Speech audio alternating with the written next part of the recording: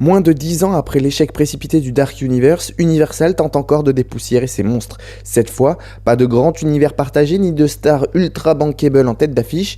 Place au réveil de la momie confié à Lee Cronin et produit par la machine à frissons qui est Blumhouse Productions, une approche plus modeste, plus horrifique, censée renouer avec l'essence du mythe.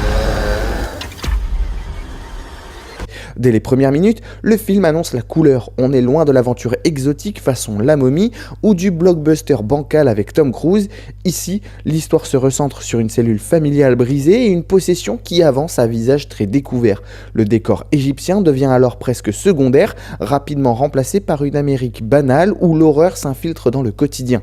Ce choix donne au film un parfum de déjà-vu, flirtant souvent avec les codes du cinéma d'épouvante contemporain, quelque part entre The Conjuring et Evil Dead Rise, ce dernier étant justement la précédente réalisation de Cronin. Côté casting, le film repose largement sur Nathalie Grace, véritable révélation. Son incarnation de la jeune possédée est à la fois physique, dérangeante et mémorable. Elle porte clairement le film sur ses épaules. À ses côtés, Jack Reynor fait le job sans jamais vraiment marquer, tandis que Meika Lamaoui peine à exister dans un rôle mal écrit. Laia Costa apporte un peu plus de nuances, mais l'ensemble reste déséquilibré. Ce qui fonctionne vraiment, c'est l'approche viscérale de Cronin.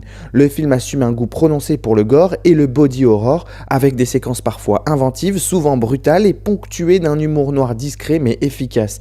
Il y a une vraie volonté de rendre la momie à nouveau effrayante, en s'éloignant de son imagerie romantisée pour explorer quelque chose de plus organique, presque répugnant. Visuellement, certaines idées de mise en scène, notamment les jeux de focale, donnent une identité au film, mais tout n'est pas au niveau. Le principal problème reste un scénario trop banalisé, qui enchaîne les clichés du genre sans jamais vraiment les dépasser. L'enquête parallèle alourdit inutilement le récit et la durée, plus de 2 heures, ça finit forcément par peser. Les jumpscares, nombreux et parfois agressifs, trahissent aussi une certaine dépendance aux recettes faciles. On sent constamment une tension entre la volonté d'auteur de Cronin et les exigences d'un cahier des charges très studio.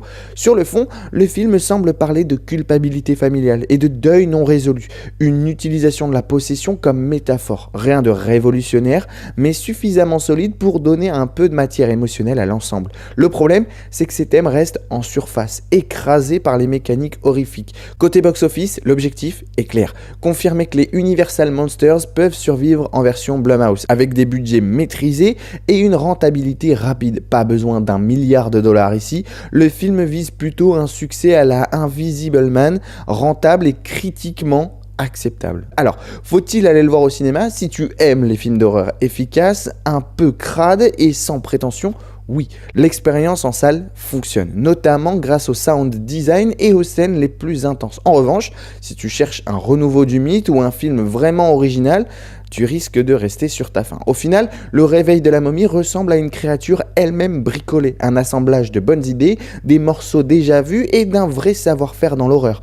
Pas de quoi ressusciter une légende, mais suffisamment pour lui éviter de retourner tout de suite dans son sarcophage.